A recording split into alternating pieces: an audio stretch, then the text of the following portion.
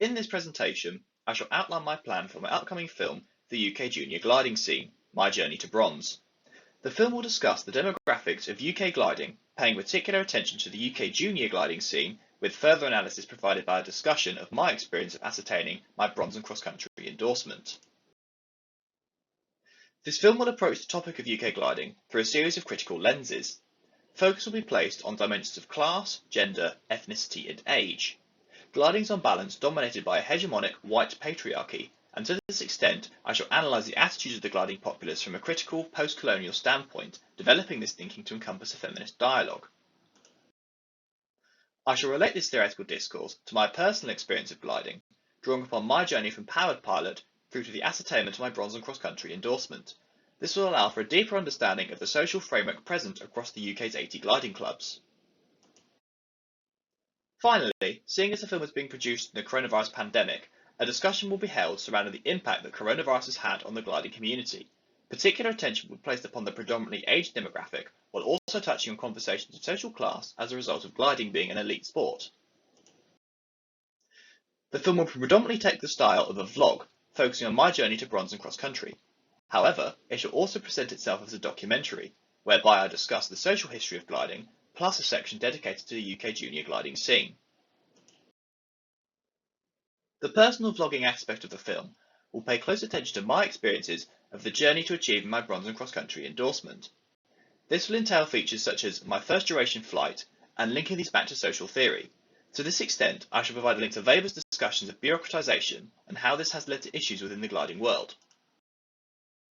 As well as personal blogging, I shall also carry out interviews with representatives from UK junior gliding, whereby I discuss the challenges faced in getting young people into the sport. This section will provide a link back to the hegemonic, ageing patriarchy which currently dominate the gliding world. Finally, I shall include a series of interviews with the old hands, those who have been in the aviation sector for many years. From these interviews, the film will explore how the gliding scene has evolved over the last century and attempt to situate this evolution within Bourdieu's discussions of habitus. The film will contain a lot of air-to-air photography. This will take the form of predominantly wide-angle shots and draw upon the lessons learned from the filming of the Battle of Britain in 1969. Footage will include clips of formation flying, ridge and airfield beat-ups, and close proximity thermaling. The filming techniques will emulate those of the Battle of Britain film. Producers of this film had access to a B-25 bomber, which they converted into an aerial filming platform. I shall be doing the same with the K-13 two-seat glider. This will allow the pilot in command to concentrate on flying the aircraft and the P2 to shoot the footage. A filter may also have to be included so as to limit lens glare as a result of the curved canopy. Whereas Battle of Britain used large cine cameras, I have the advantage of being able to use GoPros, which have a set and forget capability. However, all camera work will have to comply with Civil Aviation Authority regulations, meaning all cameras attached to the airframe of a glider will have to be signed off by a BGA inspector. The blog section of the film requires far less administration and will take the form of a contemporary My Journey style film. This shall be in keeping with modern notions of camera work, including aspects such as the selfie and personal vlogging to camera. The film will be unique in its use of aerial footage. Shooting air-to-air footage is incredibly difficult, hence why most modern films involving more than one aeroplane use CGI. I've got the added difficulty of trying to do all this, but without the use of an engine. The vlog sections shall be mainly unscripted, as I want them to come across as genuine and natural. In this, I shall be able to portray my own personal and unique take on the gliding world, plus allow for genuine reactions to unplanned events, such as a check flight being called off due to the lockdown. The interviews should also be presented in a semi-structured nature. This way, a specific range of topics can be covered, while still allowing me to capture the genuine response of interviewees to questions I pose. To this extent, they shall not be shown the questions in advance of the interview. In regard to ethics, interviewees will need to be fully informed and have consented to the use of the video.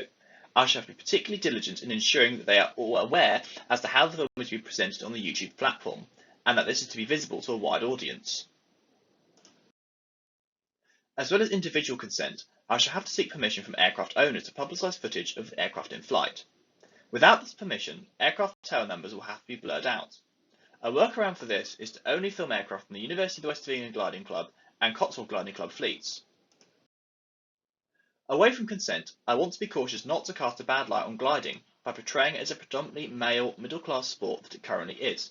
This would undermine the efforts of the UK junior gliding team in trying to open up the sport to young people and women.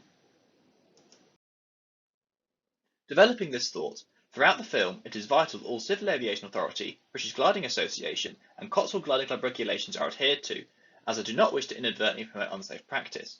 To this extent, I shall be working closely with the Chief Flying Instructor of Cotswold Gliding Club to ensure that safe and legal production of the film is adhered to. Finally, seeing as the film should be produced in the coronavirus pandemic, considerations will need to be made as to the facilitation of the filming, and adjustments may have to be made to ensure its safe production. Again, we don't want to portray UK gliding as irresponsible.